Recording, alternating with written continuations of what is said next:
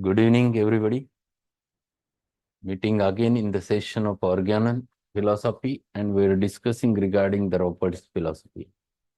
Yesterday, we have finished one important chapter from H.A. Robert, the scientific aspect of the dynamic action of remedies. The further study of it is nothing but the understanding the dose. So next chapter, which has been written by H.A. Robert, is related with the dose. And again, he has tried his level best to explain the concept behind the dose. So this is the chapter which is practically useful, at the same time, which is also useful to understand the scientificity. The dose is nothing but how much amount of medicine one has to administer, whether to repeat, whether not to repeat, all those things which you have to take into consideration when dealing with the dose of the patient. It depends upon many factors. It depends upon the what medicine you are using, for what purpose you are using, what type of patient is there, what pathology is there.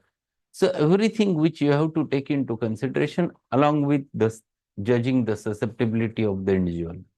And that's why we have to understand this concept in detail. So let us open your H.A. Roberts philosophy, chapter number 30, the dose. In considering the amount of medicine to be used at one time, or to answer the query, what constitutes a dose? It is very important to have some concept of history of homeopathy, for this throws light upon the development of problem of dosage. So whenever you have to prescribe, the question arises, how much amount of medicine you will going to give?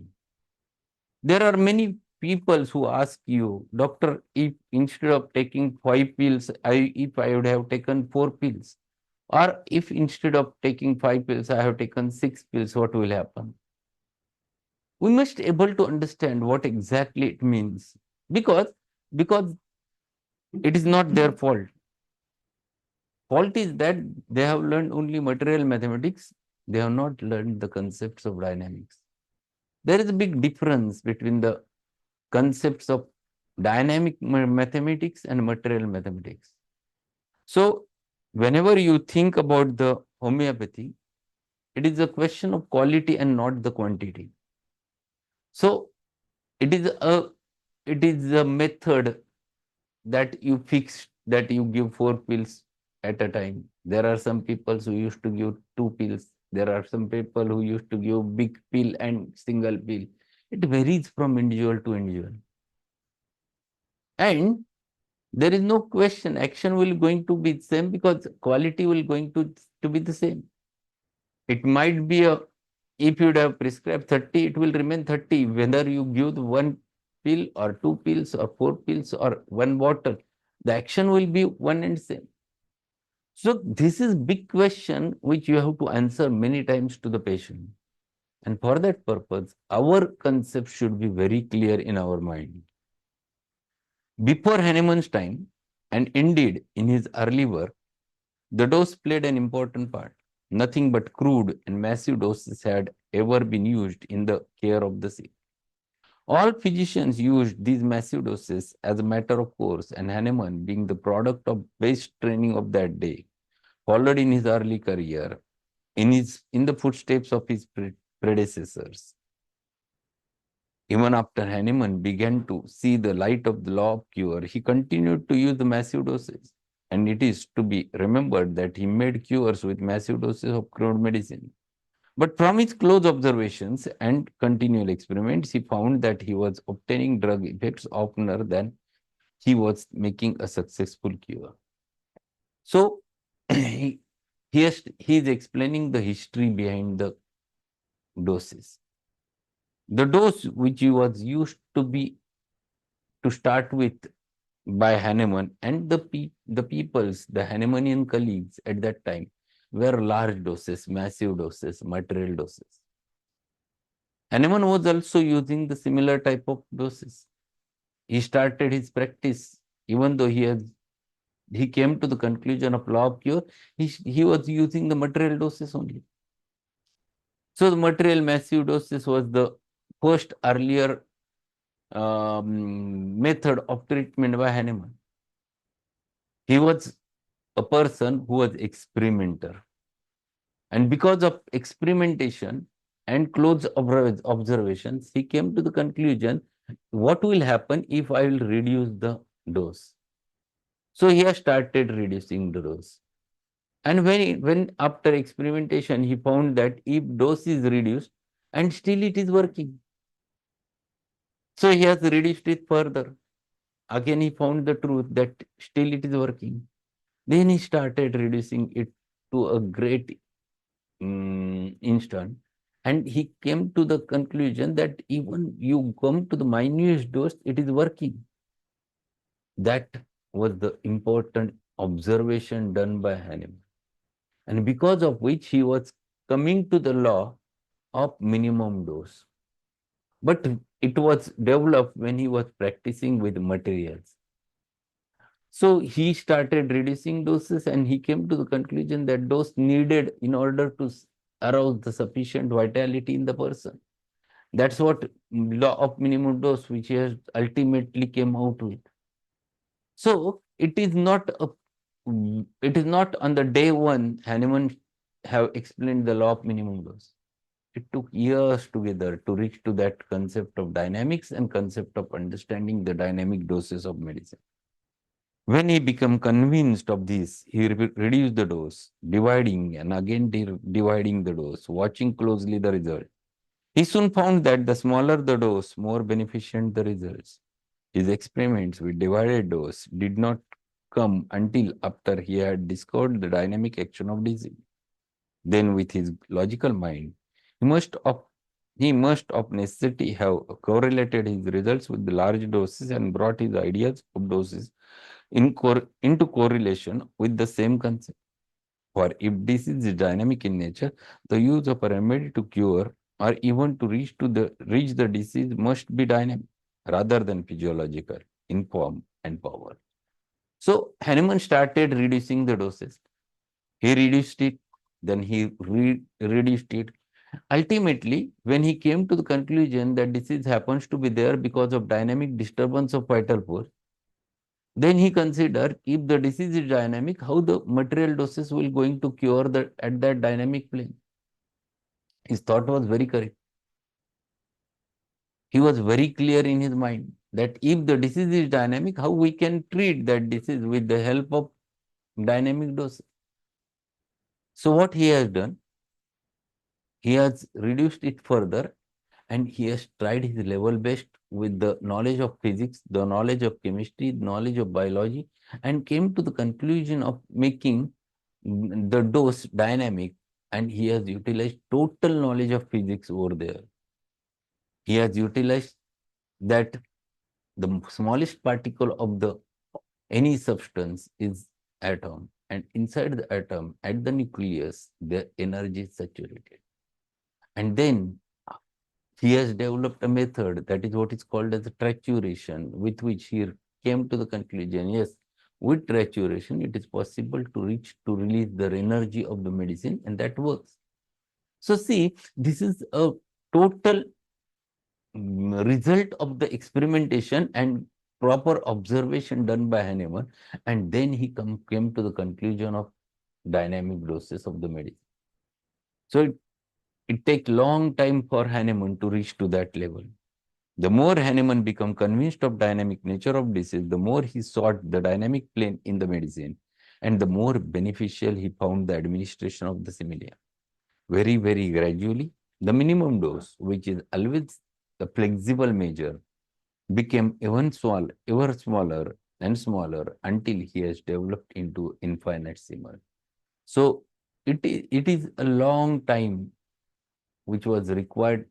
It was a long time which was required by Hahnemann in order to come to this infinitesimal doses. It is ultimately a product of his experimentation.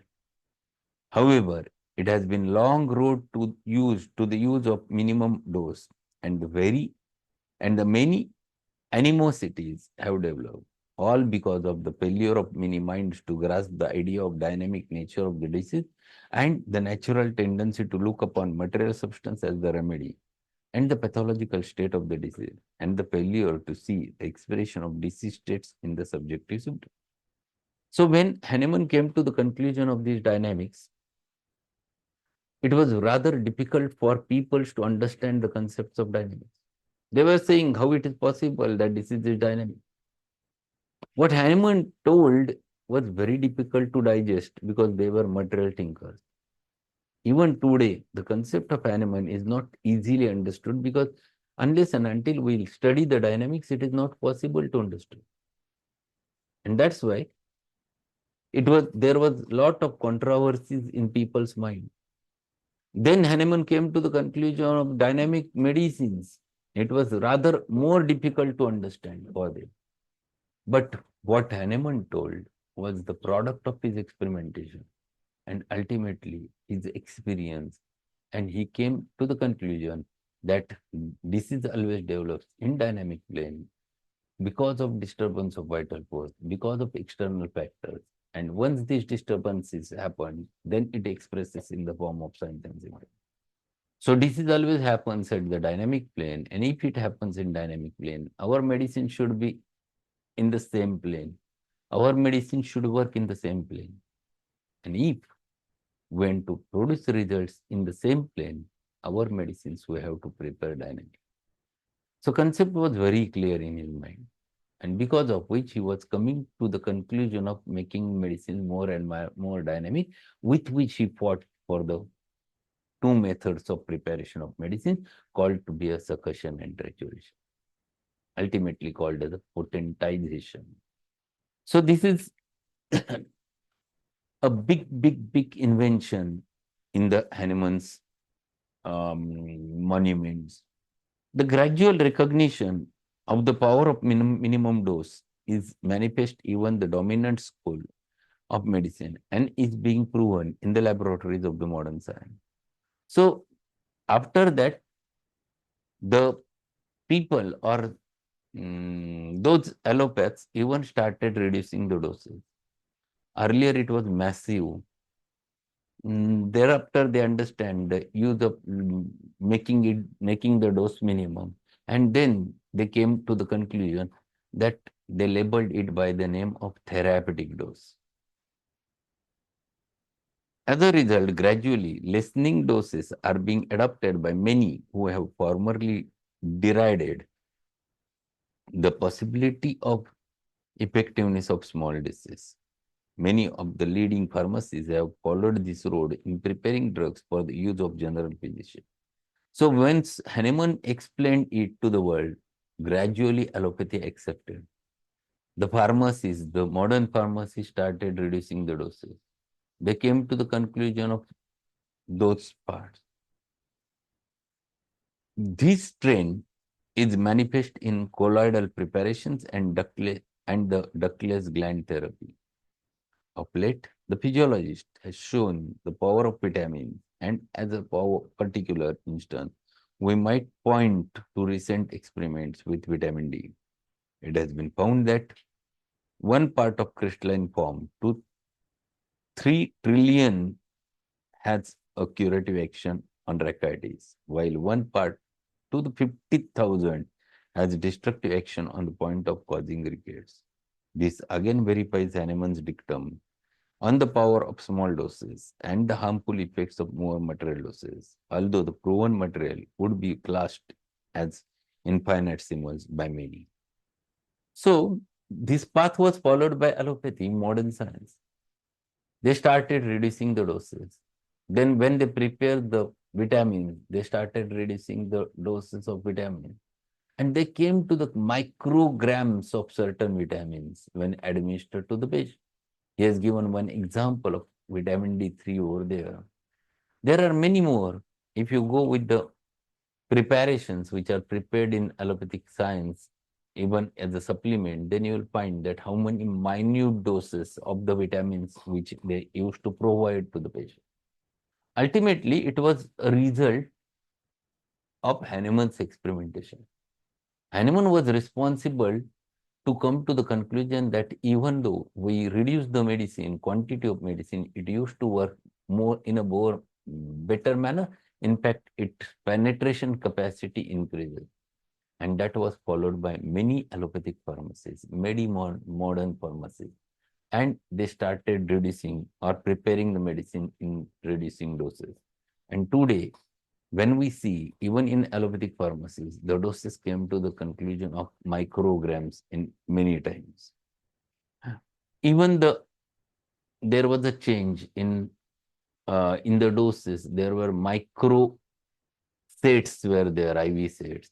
Then now there are many more instruments came where such instrument where the dose is given in so minimum quantity that it has been put in syringe, and that syringe automatically disposes that injection in 24 hours, sometimes 48 hours. So they also started understanding the importance of this minimum doses.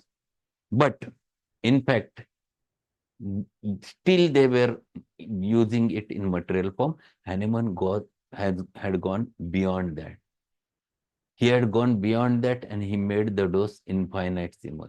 Infinitesimal is the dose where you cannot measure the quantity.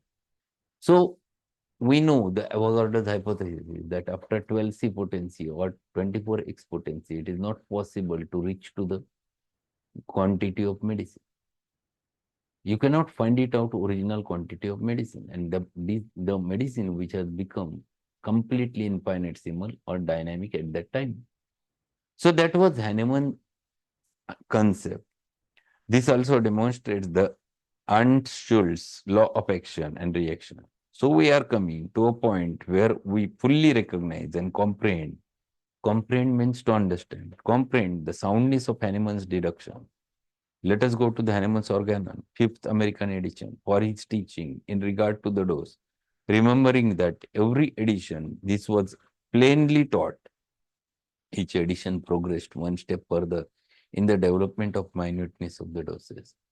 See how thoroughly the Robert has studied Hahnemann's Organon.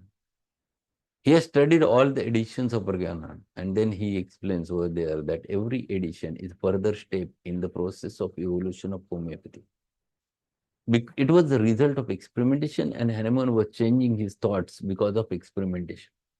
And that's why whenever the editions came into existence, one by one, every edition is going toward the truth. And he takes the help of Hahnemann's 5th American edition, where paragraph number 112, what Hahnemann explains about the dose. The older prescriptions of the fatal effects of the overdoses of medicines, it is often to be noticed that close of the such deplorable accidents was marked by certain effects which were of very different nature from those witnessed at the beginning of the case. These symptoms, which are called forth in opposition to the primary effect or the actual operation of drugs upon vital force of the organism, are its counter effects or after effects. But though these are rarely, if ever, pursued after moderate doses administered to the healthy person for the purpose of equipment, and they are altogether absent after minute doses. During the homeopathic curative process, the living organism exhibits only that degree of counteraction against these minute doses, which is required to re-establish natural state of failure. So what he is explaining in that paragraph, he explains that in the older school, means in allopathic school, at that time, the larger doses of the medicine were used. And there were many fatal effects of them were seen. So people dies because of medicines which were used in very large quantity. So he started reducing it. Once he understood that it is causing the problem, he started reducing it. And when he started reducing, when he came to the conclusion of dynamic or infinitesimal doses, then when he started utilizing those, he understood that it is not directly a primary action used to happen, which which used to happen when medicine was given in the crude form. But now, when he came to the conclusion of dynamic doses, it was not a primary action of the medicine on the human being, but it is a counteraction of the vital force of the human being against a medicinal force. So it is just a energy or stimulus which happens to be there, and reaction was instantaneous from the human being. The whole materia medica which is there in our, with which we used to use, is nothing but the provings which is done on this counter action of the medicine. Primary action we used to get only in crude form. So if the patient who is, we'll take a simple example, what is primary action or what is secondary action? You know better the remedy acid nitric in your materia medica. So if you take acid nitric in crude form, what will happen? If you put 5 drops of acid nitric inside your mouth, what will happen? Any idea? Yes, corrosion, very clear. If you put it in a dead person, the 5 drops of acid nitric, what will happen?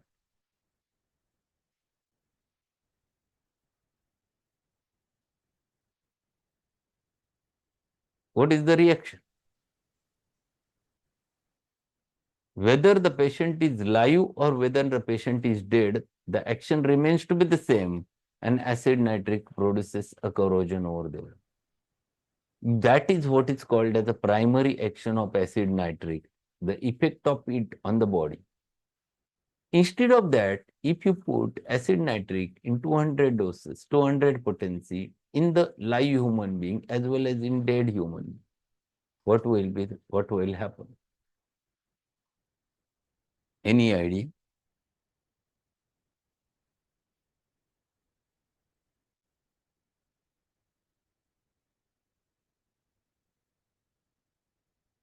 If you put acid nitric 200 in the patient's, in the live man and as well as in dead man's mouth,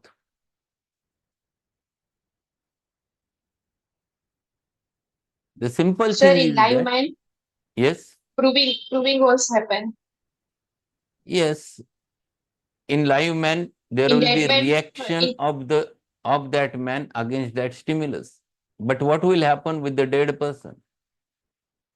sir, no reaction we can get Yes, because no vital force was there. very correct. So it itself means that whatever the thing is there in homeopathy, in dynamic doses, it is the reaction of the human being and not directly the action of the medicine. So there is no question of primary action, there is a question of secondary action which happens to be there when we used to give the homeopathic doses. So this is what is called as a dynamic action. Here it is not a primary action, it is a secondary reaction given by that individual against the stimulus. So acid nitric 200 is stimulus, belladonna 200 is stimulus, belladonna 30 is stimulus, belladonna 1M is stimulus. All those things which we used to use, they are just a stimulus. There is no question of primary action because it doesn't carry the material. So it will not produce its effects on the body. And this is what he is explaining over there. He has taken the help of aphorism 128, 156, 157, 159, and 160 in order to explain the concept. But rather, we'll stop over here and we'll continue with the next paragraph in tomorrow's session. So we'll discuss exactly how Hahnemann exactly mentioned about the dose, and with reasoning, and H. Robert tried to explain Hahnemannian concept in a better way. So first important thing, keep it in your mind. Whatever medicine we used to give in homeopathy is never produces directly primary action. It used to produce only a, it used to act as only a stimulus. The reaction is there from the individuals or from the patients, and that is the counteraction. So that's all for today. We'll meet at 8:15 with the the second part of the phosphorus. And I think it might require 2 more lectures for phosphorus. So thank you and good evening.